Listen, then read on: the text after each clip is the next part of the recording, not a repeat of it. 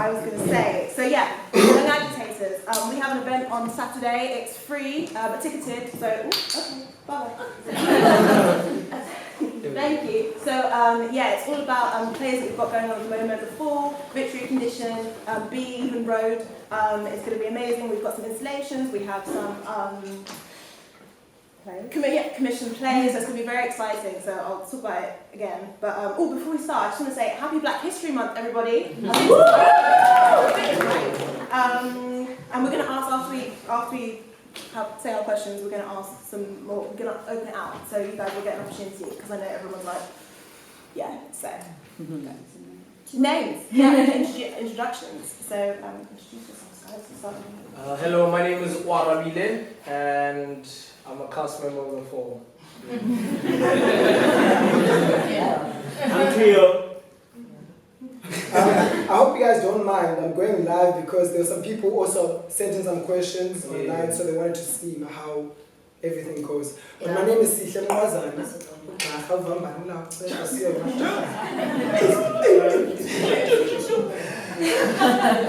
I'm Zandi. My name is Sizwe Sandile, but you can call me Sizwe. I'm Amira, and you can call me Amira. My name is Dankiso. Thank you, and thank you so much for such an incredible and moving and funny show. And we just want to start off with the first question. I'd just love to hear about how you guys came about, how you started working together, how this show was formed.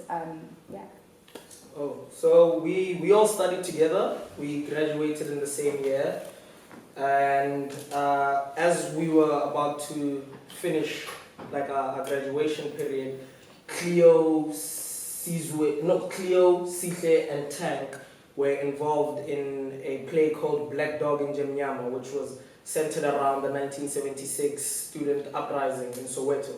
And they took that, it was a student production, but then they took it to the Baxter. And right after, late.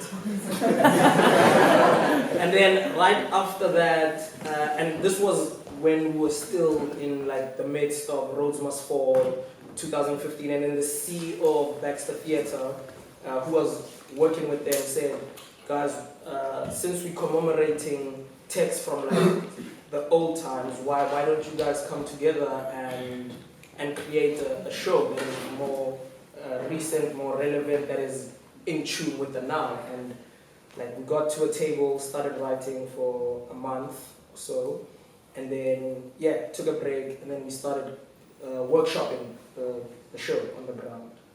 Yeah, so but that's like our brief history. We all friends. We all started together. There was no casting that happened for this show.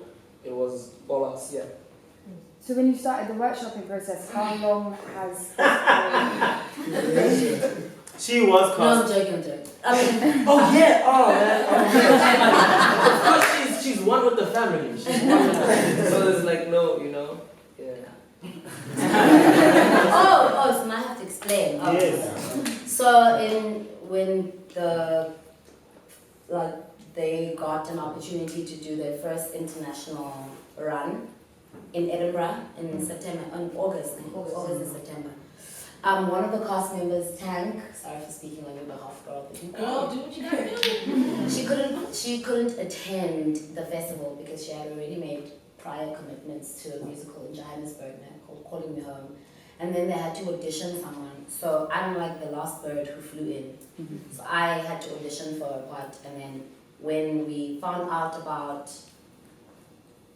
London, the other girl couldn't make it, Tandor. She's like one of the original cast members and one of the writers and one of the curators for the production. She couldn't make it because she's doing a master's in dramaturgy in Amsterdam. So then I had to replace her role. So I did audition, but that was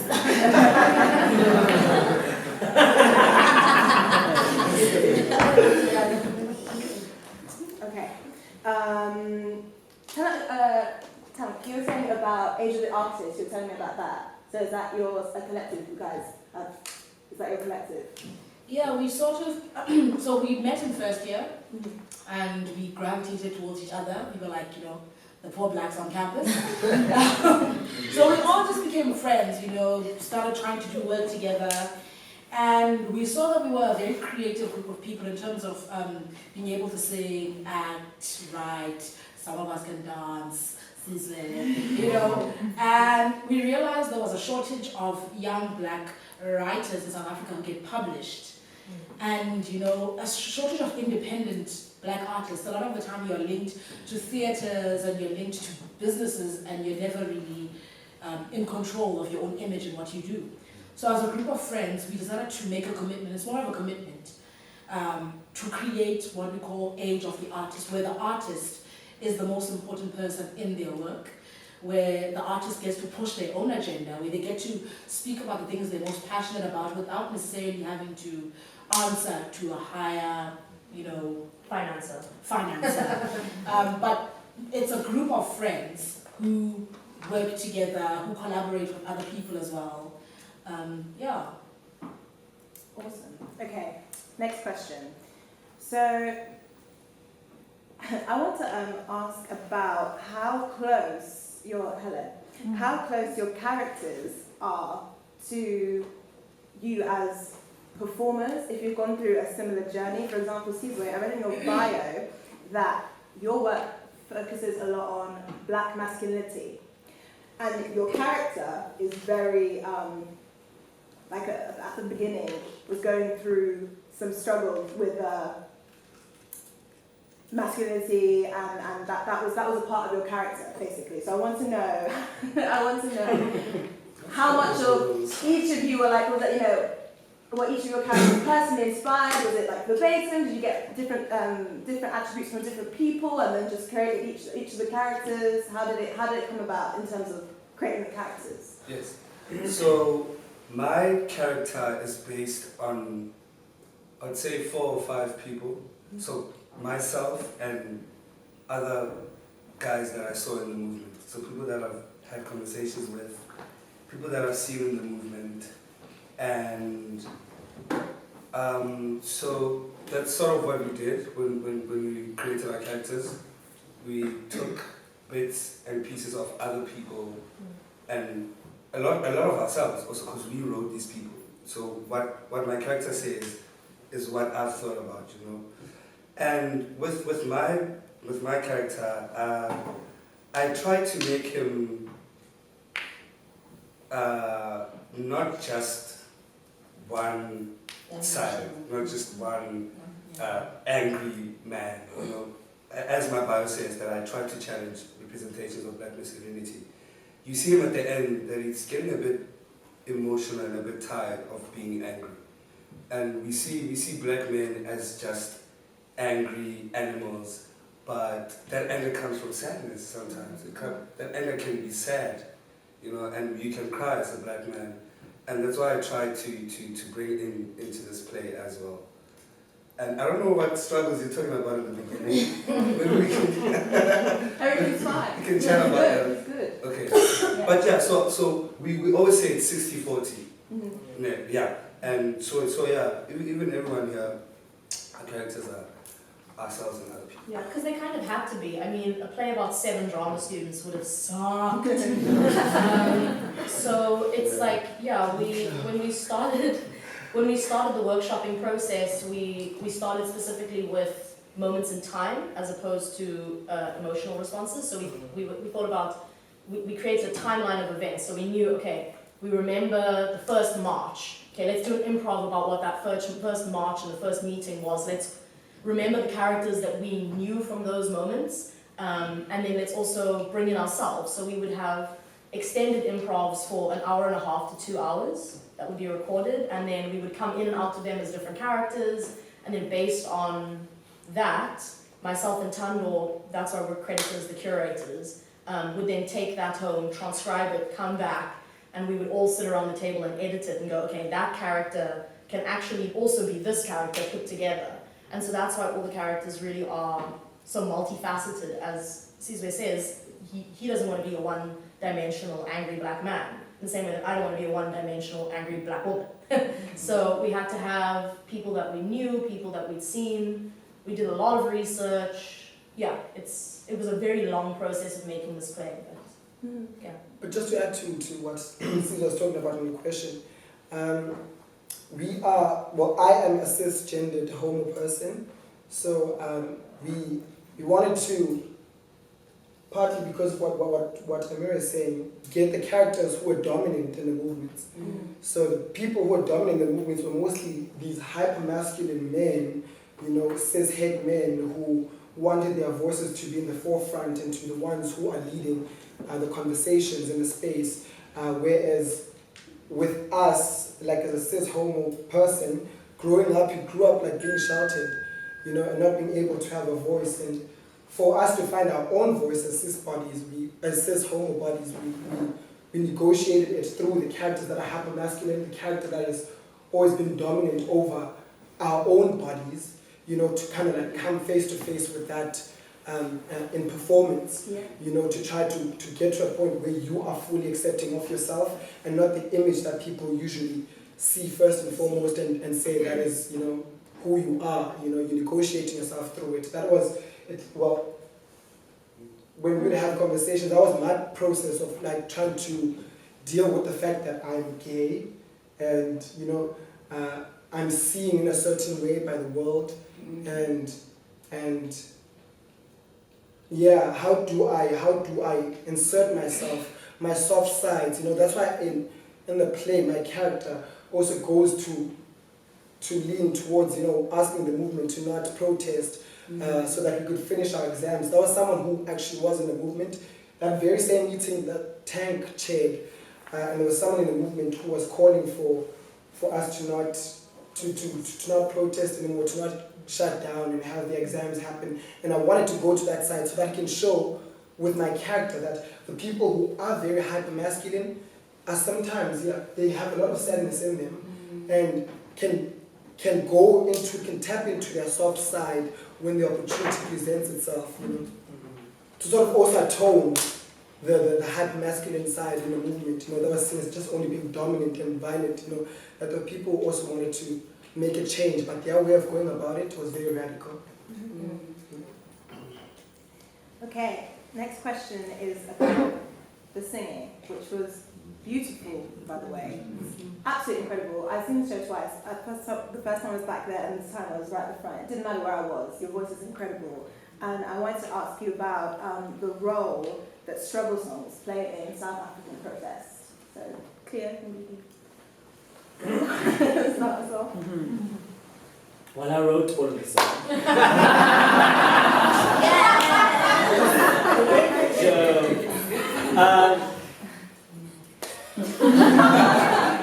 Anyway, in South Africa, struggle songs. In protest theatre in South Africa, struggle songs were used as a mode of moving the story forward and adding the lightness and the darkness within various scenes within the plays. In real life, they're struggle songs, they're protest songs, they create a morale, they create a unity, especially when you're at a protest. But even more poignantly, when we're at meetings, and Tank once told us, at plenaries when things got way too hectic, people would just start singing, and then eventually the focus would come back to what they were discussing, which is what happens actually at the end of the first plenary. But we use that as a way to move on to the next scene. But struggle songs, struggle music, protest songs in South Africa are, if you could only know what we were singing. You guys, honestly, sometimes you're listening to a whole song, but we're just singing 3 words over and over. Like my favorite song in this show is Bazozi Bonatina, which means they will see us. That's my favorite song. What's your favorite? My favorite song is Tina Sizwe, because it speaks about the call of a nation wanting to take what is ours back. So I don't know if you guys South Africa's history is like exactly probably the same history as a lot of other African countries.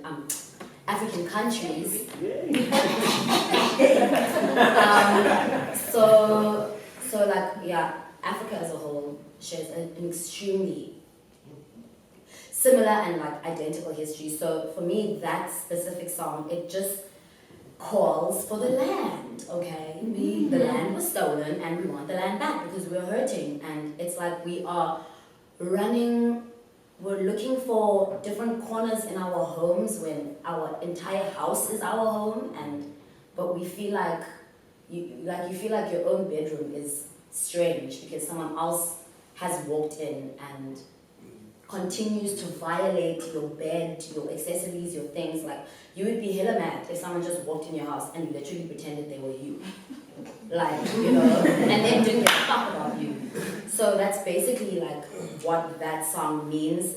That's the direct translation of the lyrics, and what it means to, I think, me, probably the whole cast specifically, is that as a nation, like, we want to feel like people again, and we want to feel like people that belong, because we do belong. We are standing on land that is ours, so we do belong. So therefore, it's quite bullshit that we feel like strangers in our own house. So that's my favorite song. What's your favorite song, Claire?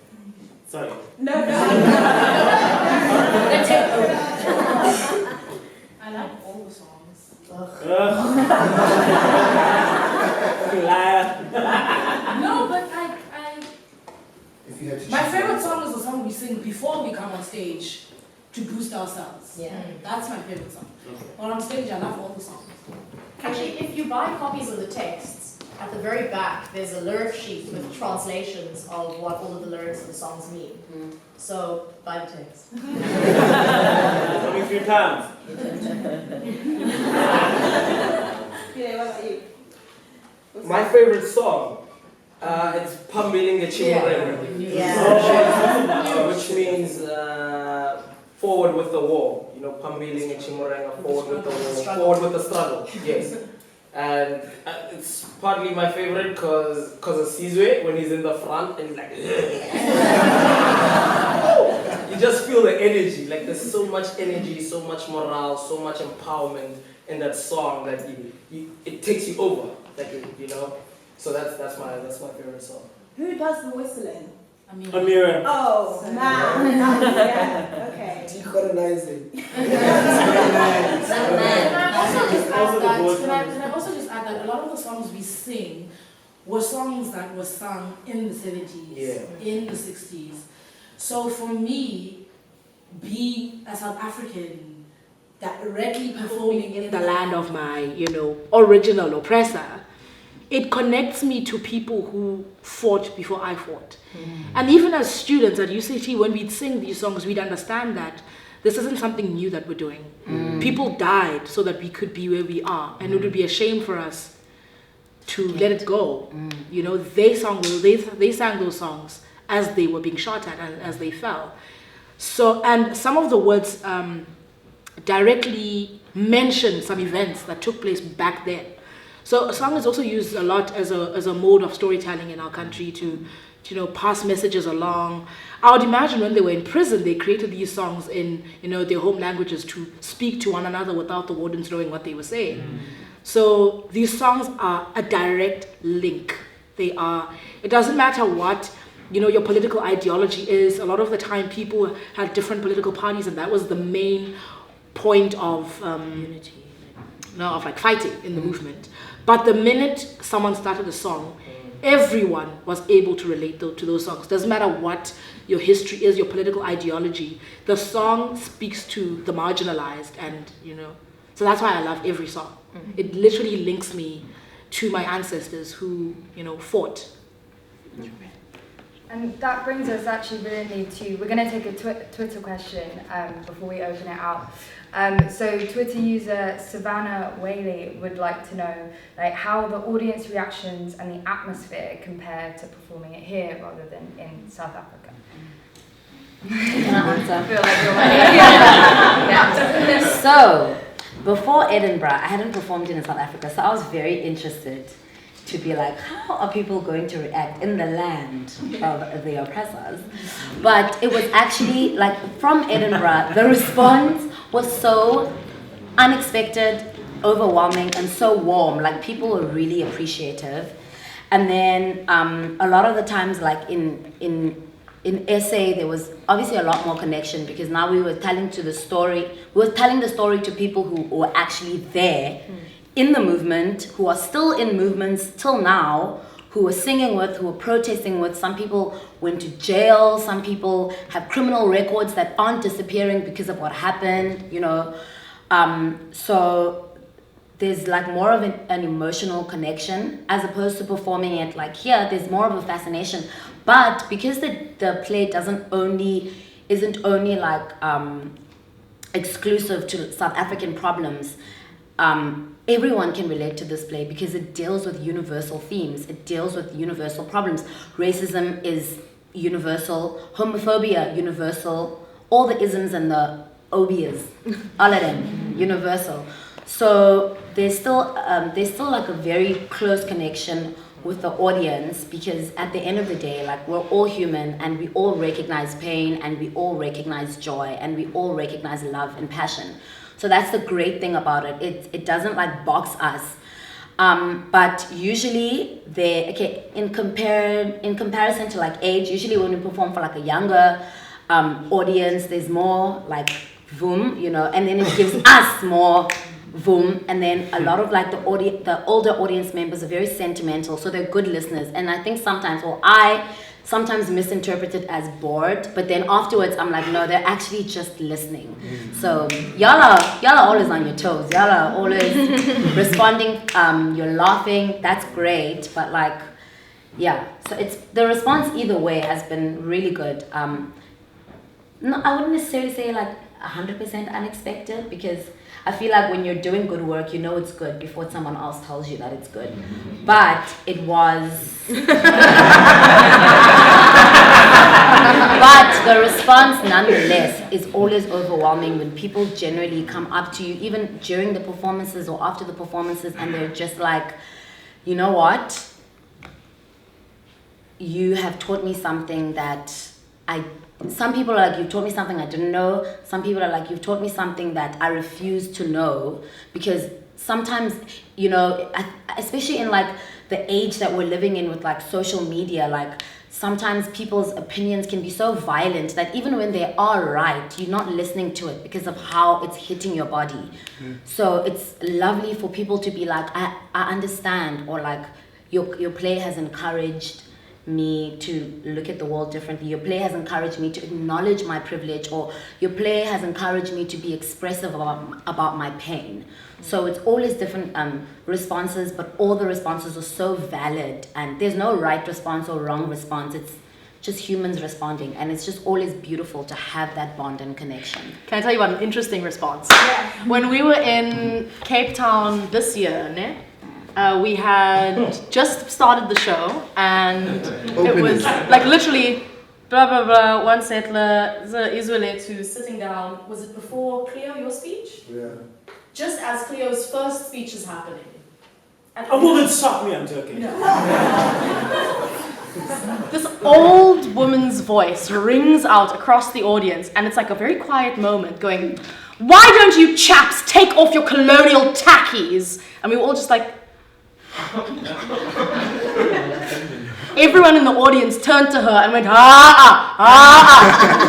Within 10 minutes after saying that, Bile then with his Rhodes speech, because he does it here, and the Baxter Theatre that we did it at is 3 sides, so he sort of has to turn around and talk to everyone. He did it directly at her, and she got up and left. And then 5 minutes after that, all of her friends got up loudly and left, but they didn't leave the theatre. They stayed and waited until everyone else left, until we came out, and then just gave us dirty looks. They didn't even come up to us and like talk to us about it. They were just like... And so, yeah, that's an interesting response that we've gotten from home. Surprisingly, nothing like that has happened here. Yet. Well, can we just get, if anyone has a question, just raise your hand, and we will try and get to as many people as possible. Yes. Hi guys, really well done today. It was bloody brilliant. Just wanted to say, what's your name, girl? You gotta start. My name's Joe. Oh, hey, boo. Yeah. So when you mentioned in the show about with your character, when you talk about self-sacrifice, that we've done degrees, we've done things like this, and we've sacrificed so much for the movement. Did you guys as actors sort of have to sacrifice, being in Cape Town and just post-apartheid and things like that? Did you have to go through certain elements of sacrifice as human beings to put this production on? Okay, I will start with the sacrifice of being at university. So one thing the movement was about was the fact that, we come from our different homes, whether it's from a township, it's from a village, it's from the suburbs, speak a certain language, speak a certain way, certain things. And the minute you get to the university environment, everything is so Eurocentric that you don't fit. You completely don't fit. And so you start cutting off little bits of yourself to fit in. Start, changing your accent a little bit. Yeah, guys, yeah, you do that. You fake interest in certain things. You really start to make yourself smaller. You start being ashamed of the fact that you can't afford things that, the white kids in your class can afford.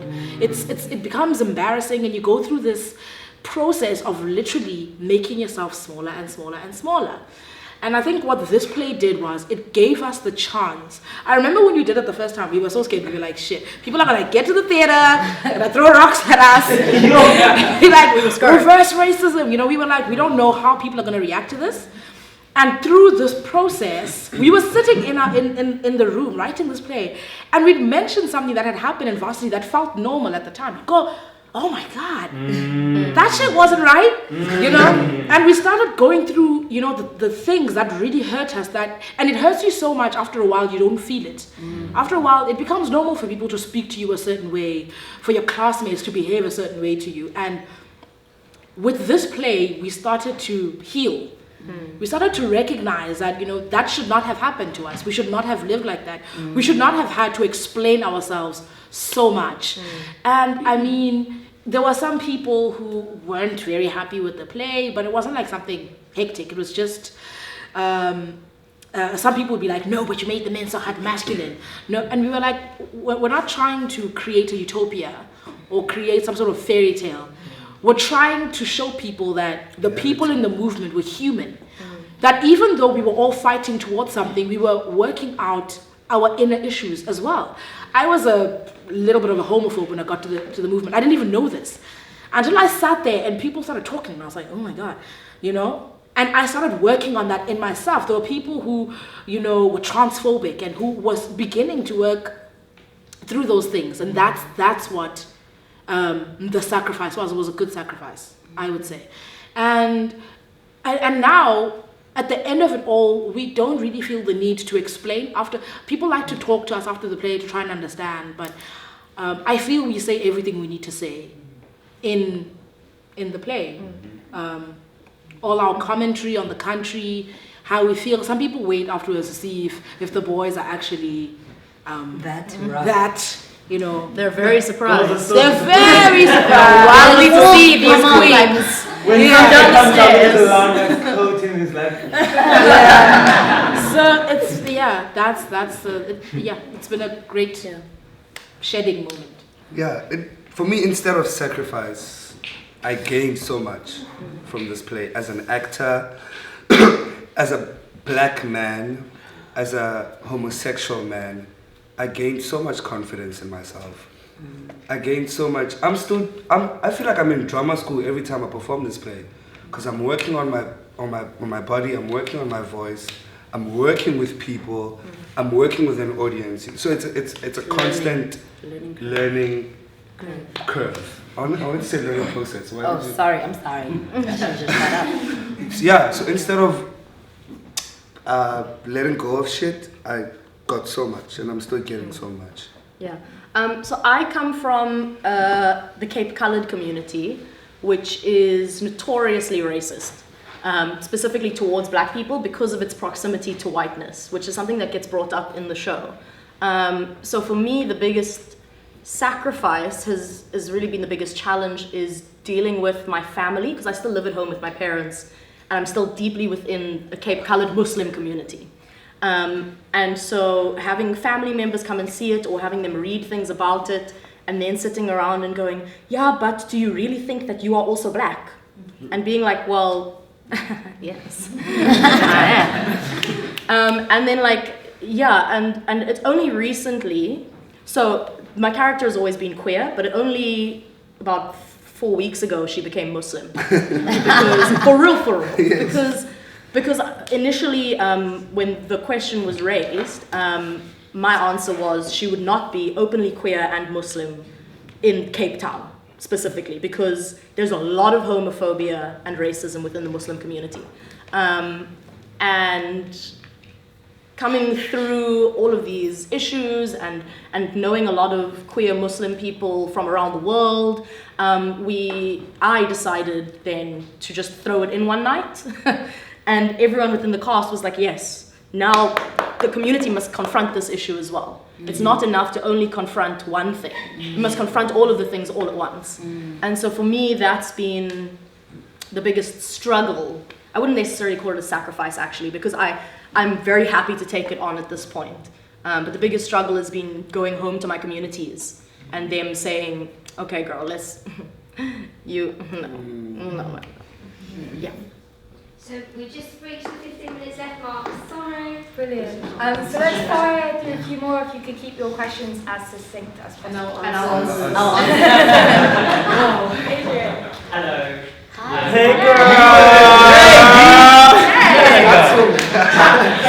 So, I just want to know what's next for you guys as individuals, as an ensemble, for the fall. I saw you guys in Edinburgh, I saw you here. Amazing, fabulous as always. So yeah, what's next for you guys? Should we just go down the line? Yeah. Next, we always seem to work together, even when we don't want to work together.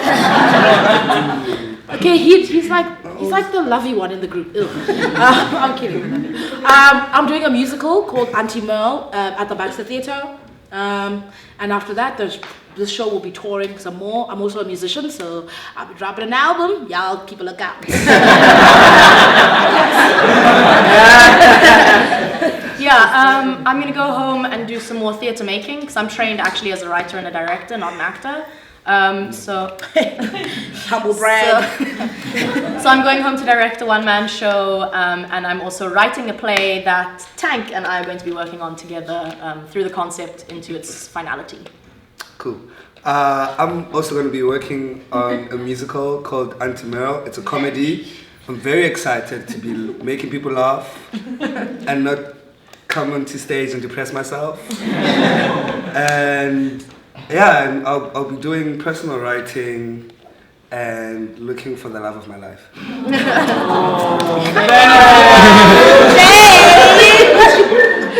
I'm also going to be on tomorrow. Yeah. Is it coming here? Can it come here, please? No, it's only going to be in Cape Town.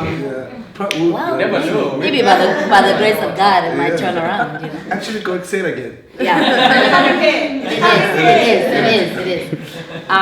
But I'm also a vocalist, musician, so I'm also going to be working on some solo projects continue to write, and I'm going to continue to sing and continue to act and continue to tour. I'm going to rest. But I'm also working on a short film with someone's partner, Mansa. I won't tell you who, but I'm not allowed to. But this person I met in Edinburgh, funny thing. So now I'm actually working on making a film together. And yeah, just working on my craft. It never stops, so you keep on learning all the time. So I'm planning on just also diving deeper into that. And also Age of the Artist. So Age of the Artist has been given a space at the Baxter Theatre, where Baxter Theatre are producers. So we basically changing the function of that space, not only as a theatre. So I'm working close with my friend Unwabi Saplaki, and all of us are involved in that. But yeah, that's that. Me. After this, I think it's like 3-4 months. Yeah. We'll be apart. No, 5. For 5 months, I will be working on myself. And I'll probably be back in London for like 5 weeks because I'm gonna spend it with my mom. She lives here now. And maybe I'll see some of y'all. Hit me up. Anyway, because I don't have any friends in London, because these bitches won't be here. Anyway, yeah. Working on myself, and then we're off to New York. Yeah, in March next year. But yeah, that's. Oh, and I'm writing a couple of things with these two queers, and you will definitely hear about that. Yes, girl. I'm gonna go to Joburg. I'm gonna be in Joburg for a bit, writing, shooting some short films, looking for money to carry on, our theatrical ways, and just branching off a bit into some business things. So that's what I'm gonna be doing. Yeah. Brilliant, thank you. Let's take another question. Hi, yes. We're in New York. Oh, we're going to be at St. Anne's Warehouse from the 8th to the 25th of March. So if you know anyone in New York, or if you're going to be there, come through. Bookings are already open on their website. We're praying for Beyonce to come. Everybody pray with us! Tweet Beyonce, please! Tweet Beyonce, tweet Rihanna, we need that scented beauty trophy wife.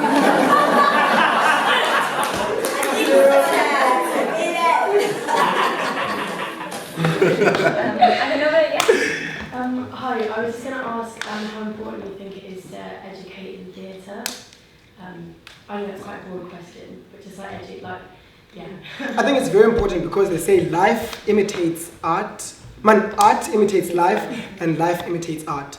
When you've taken from life the pains of life and you learn from them and you use that pain to speak back to life, you can influence life to have a conversation with itself at least, and to, for little changes here and there to be made. I think theatre is very important, art in general is very important in making that happen. So all of us here have that responsibility in making sure that happens. Yeah.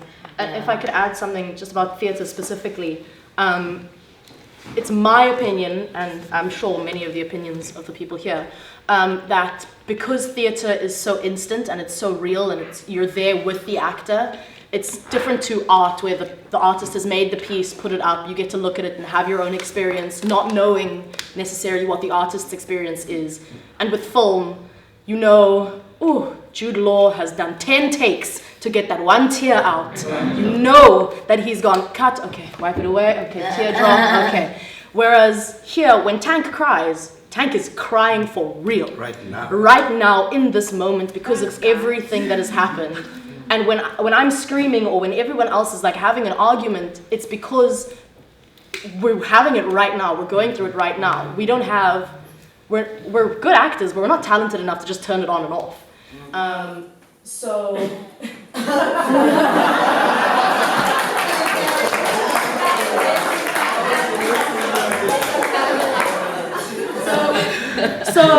theatre for me is the best way that you can really teach people about anything, because people get to sit there and be with you and go on the journey with you, so that when you get to the point of tears as a performer, you're hoping that the audience has gone with you to that point of tears.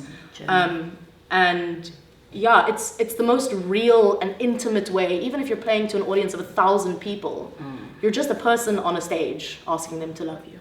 Can I also just chip in? Notting Hill. Also, yes, okay, keep it short. Okay, yes, theatre, I personally feel like theatre is an important mode of specifically telling the truth, because we are living in a world that praises lies and just deceit and pure bullshit. Fake news, you know what I'm trying to say? It elects lies. Exactly. So from everything has 90% lies in it, and the truth is 10% in there floating.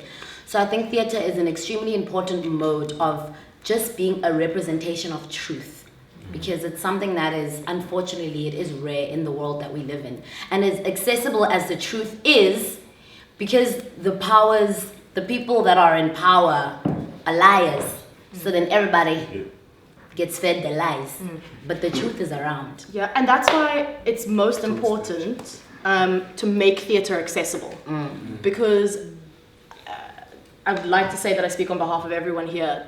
We don't believe that theatre should be reserved for the elite or the upper echelon, especially coming from South Africa, where the majority of our country, if you're asking them to pay 350 Rand for a ticket, you're asking them to choose between eating and coming to watch your show for one night. Which is why we work really hard to make accessible theatre, and the Baxter Theatre works really hard. That's obviously our producers. And I know the Royal Court also runs a similar thing, particularly for Mondays. So yeah, theatre needs to be decolonized in and of itself.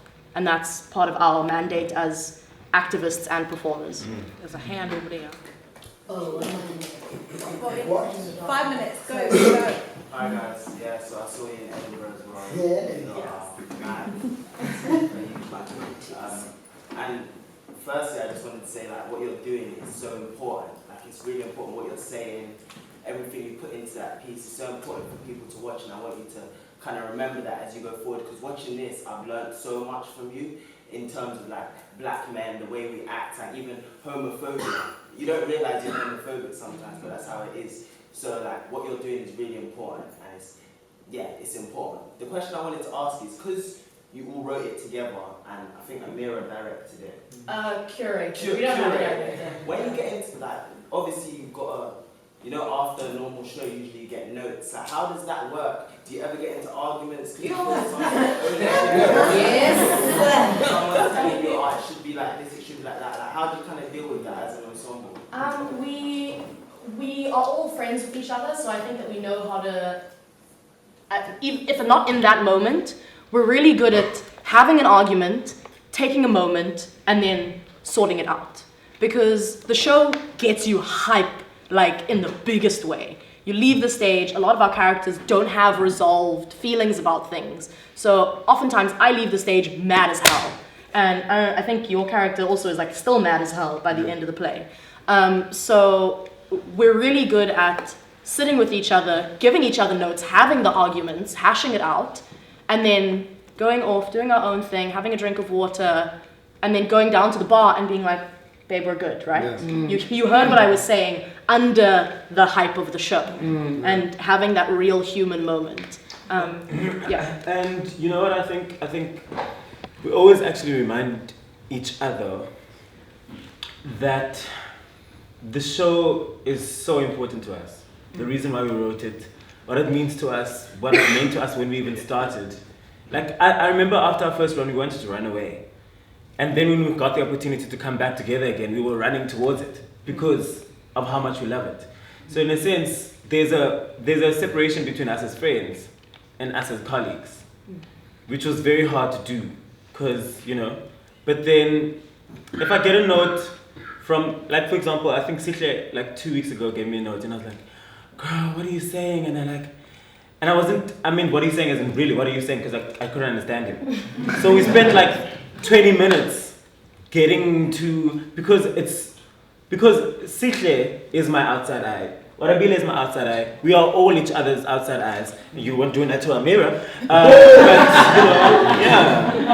And also, sorry, can I just mention, we have a facilitator and her name is Claire Stopford. And in the beginning of the tours and the runs, she's usually there to kind of help us to find our feet and to rearrange and to kind of adjust into the new spaces. And she's been a really attentive and like very intimate when it comes to, she gives group notes as in, okay, how are you guys, it's either you're messing up or you guys are good or this and this, and then she'll give us individual notes like, okay, your character this, that, why are you doing that, why do you have intention for that decision? So Claire has also been a really, she keeps the peace in a way. She keeps the professionalism. Our wings. Really. Yeah.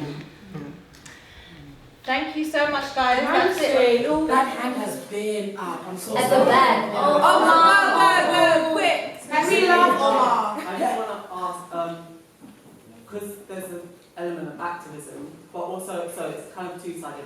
What would your one piece of advice to a young person who wants to see change within their community, and then a piece of advice if they want to be creative within their community? So, a piece of advice for a young person, basically. Firstly, specifically to young people of color, it's important to remember that you matter. It's important to remember that you are huge, and you are put on this earth to actually do things. I think that is the first thing, to remember that, you are given power beyond, that you come from people who struggled, people who bled, who were taken from their land, people who did so much to survive so that you would be here.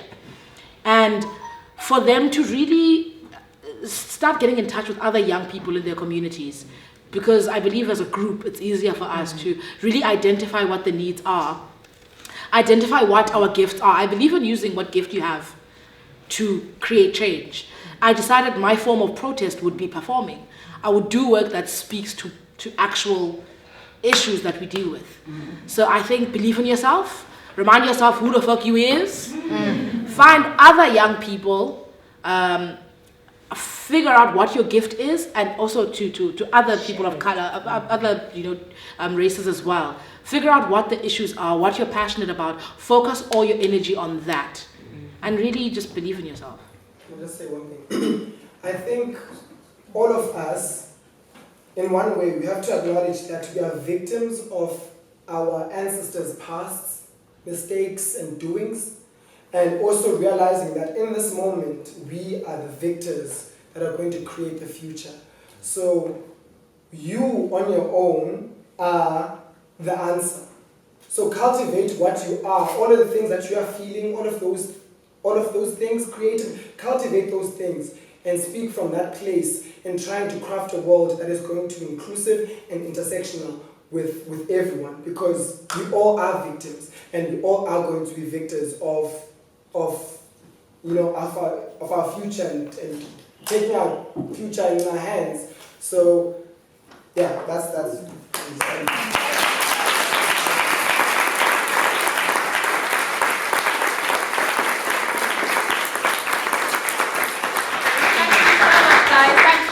I think it was a great way to end it.